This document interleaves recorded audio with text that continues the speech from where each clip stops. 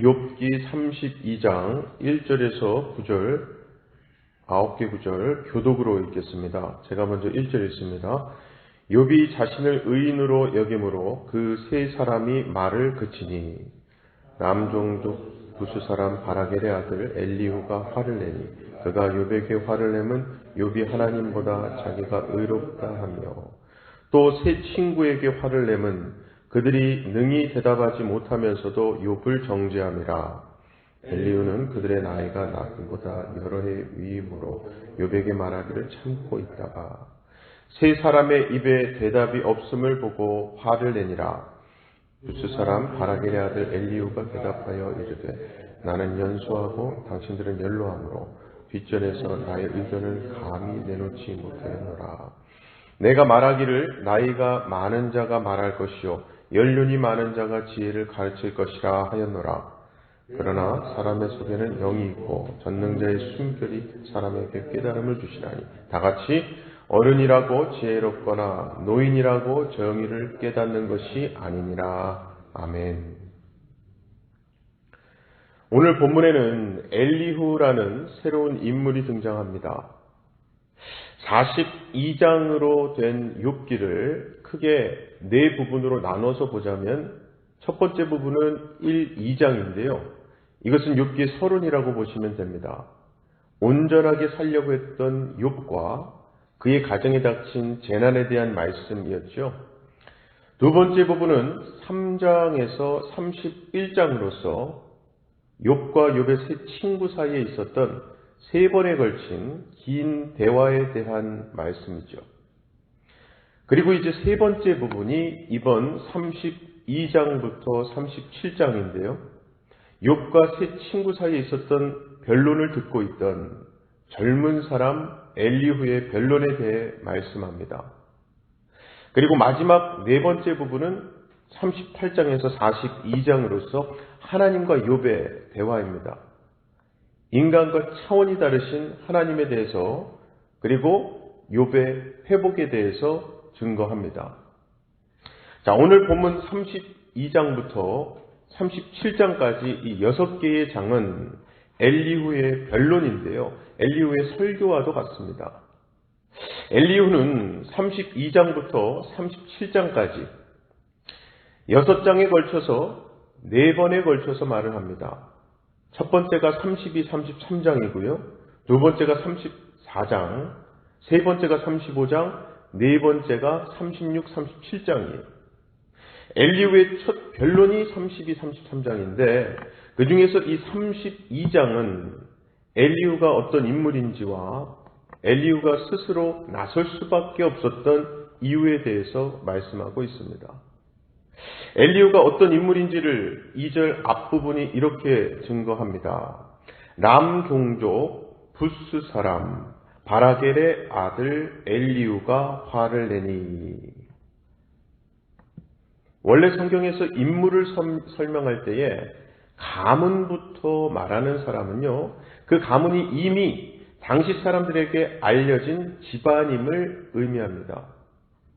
그리고 엘리후의 이름의 뜻이 그분이 나의 하나님이라는 뜻이거든요. 이어서 나오는 그의 아버지 바라겔의 이름의 뜻은 하나님께서 복을 주셨다입니다. 또한 엘리후가 여기서 람종족이라고 하는데 람은 유다지파 다윗의 조상 중에 람이 있고요. 이어서 나오는 부스 사람이라고 하는데 부스는 아브라함의 동생 나홀의 아들인데 우스와 형제입니다. 참고로 욥이 우스 땅 사람이었죠. 그러니까 엘리후의 조상과 욥의 조상이 형제인 거예요.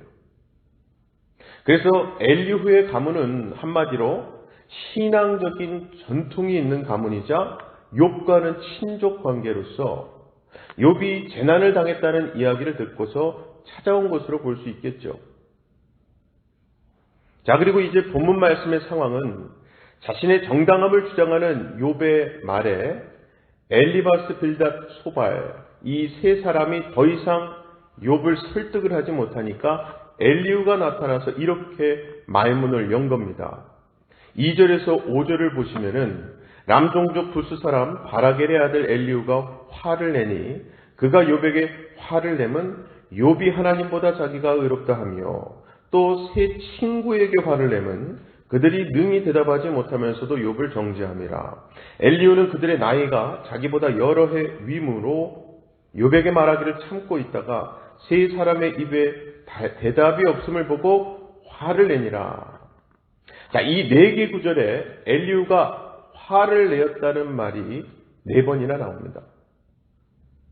원래 사람이 화가 난 상태에서 말을 하게 되면요, 스스로의 감정을 통제하는 것이 어렵기 때문에 거친 말과 상대를 공격하는 말, 상처 주는 말뿐만 아니라 하지 말아야 하는 말을 하는 경우가 많습니다.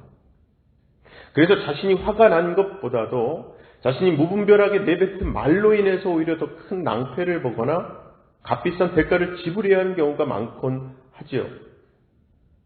그래서 화가 났을 때는 일단 언행을 멈추는 것이 지혜입니다. 예를 들어서요, 우리가 잘 아는 다윗이 사울왕으로부터 쫓겨다닐 때에 다윗이 마온 지방에 있을 때였습니다. 다윗은 그와 함께 한 600명의 사람들과 함께 그 지역에서 목축을 하는 사람들을 보호해두고 그들로부터 식량을 받아서 생계를 유지하곤 했습니다. 그러던 중에 양털을 깎는 때가 되어서, 참고로 이 목축하는 사람에게 양털을 깎는 때는 농사를 짓는 사람에게 추수의 때와 같습니다. 그러한 때가 되어서 마온 지역의 유지였던 나발이라는 사람의 집으로 다윗은 부하 10명을 보내서 양떼를 지켜준 대가로 먹을 것을 요청을 했어요. 그런데 나발은 음식은커녕 다윗과 다윗의 부하들을 모욕하는 말을 하고서 되돌려 보냈거든요. 이때 화가 머리끝까지 난 다윗이 부하 600명 중에 무려 400명을 데리고 가서 나발을 죽이려고 했는데, 바로 그때 나발의 아내 아비가일이 음식을 급하게 준비해 와서 다윗의 화를 누그러뜨리는 장면이 나와요. 만약에 그때 다윗이 화가 난 감정 그대로 나발을 죽였다면 다윗은 이스라엘의 왕이 되기가 어려웠을 겁니다. 왜냐하면 자기 동족에게 칼을 겨눈 사람을 왕으로 세우지 않았을 것이기 때문이죠. 자, 또 다른 예로 엘리사 선지자가 베델로 올라갈 때에 아이들이 엘리사에게 대머리라며 놀렸었어요. 이때 화가 난 엘리사가 그 아이들에게 저주를 하고 그때 숲에 있던 암콤 2마리가 나와서 아이들 42명을 찢어 죽였던 이야기가 열왕기하 2장에 나오죠.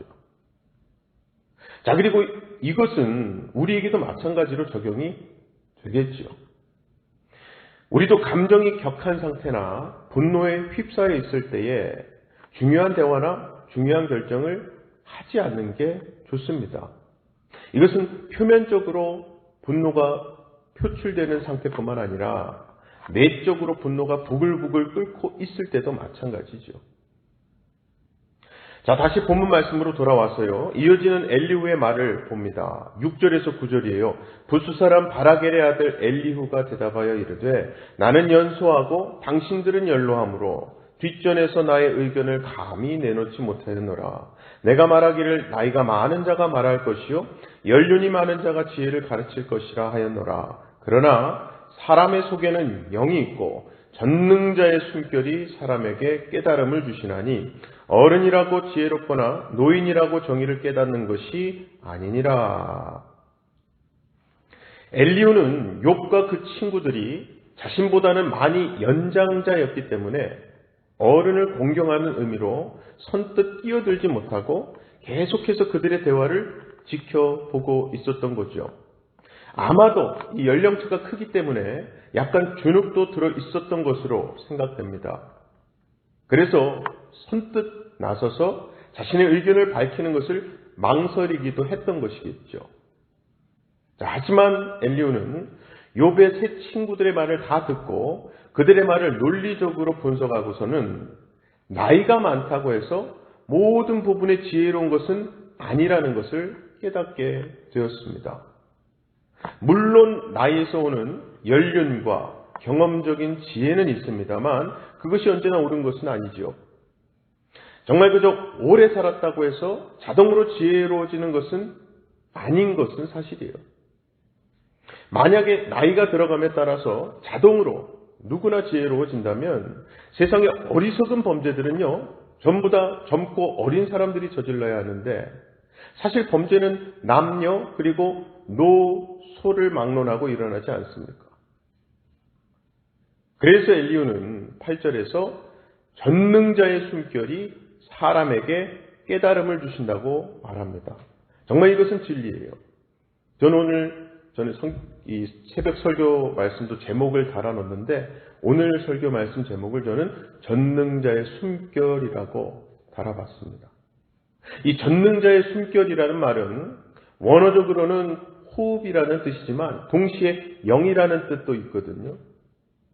고로 이것의 또 다른 의미는 전능자의 영이고요. 이것은 곧 성령이라고 할 수 있습니다. 이 말씀은 결국 사람에게는 영이 있고 하나님의 성령이 그 안에 임한다는 뜻이죠. 즉 성령께서 어떤 사람에게 임하셔서 지혜와 통찰력을 주신다는 것이고요. 그렇게 해서 사람으로 하여금 진리를 깨닫게 하신다는 거예요. 그리고 엘리후 자신이 이러한 성령의 숨결을 받았다는 겁니다. 즉 하나님의 감동을 받았기에 깨달음과 지혜가 주어졌다는 거예요.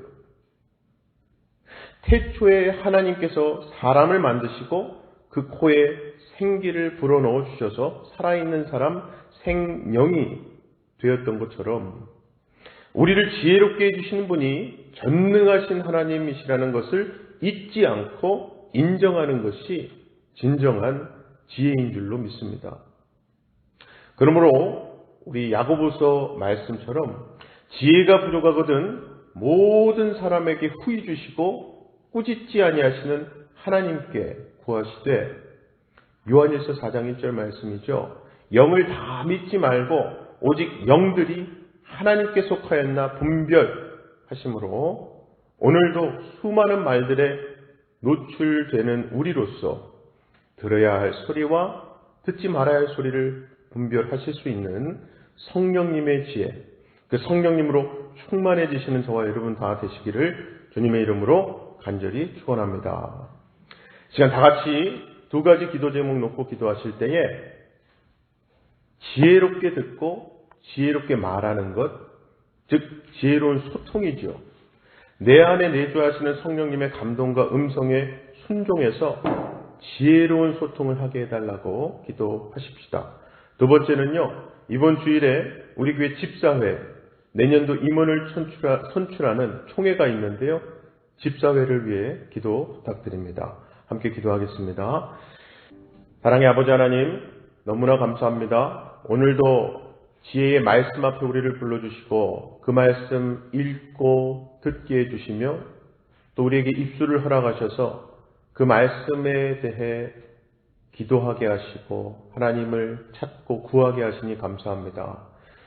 내 안에 내주하고 계시는 성령님에 인해서 우리가 그 말씀 들을 수 있고 또 그 말씀이 주는 지혜대로 우리가 표현하고 나눌 수 있으며 소통할 수 있음을 고백합니다.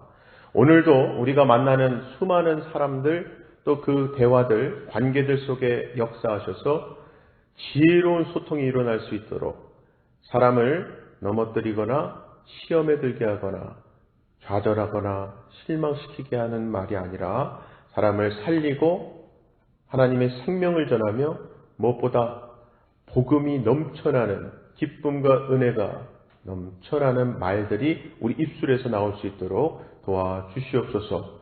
특별히 이번 주일에 있을 집사회 총회를 통해서 내년도 집사회 임원을 선출할 때에 하나님께서 예배하신 일꾼들을 세워주시되 모든 집사님들이 마침 우리 교회 하나님께서 보내주시는 새 담임 목사님 김혜길 목사님과 함께 이 교회를 더 건강하게 또 하나님께서 원하고 소망하고 계시는 부흥에 맞게 쓰임받고 충성을 다하실 수 있는 우리 집사회 집사님들이 다 되게 하여 주시옵소서. 오늘도 우리가 기도로 시작합니다. 이따가 있을 김명식 장로님 장례 예배를 통해서도 귀한 은혜와 위로가 넘쳐나게 하실 줄 믿사옵고 우리 주 예수 그리스도의 이름으로 기도하옵나이다. 아멘.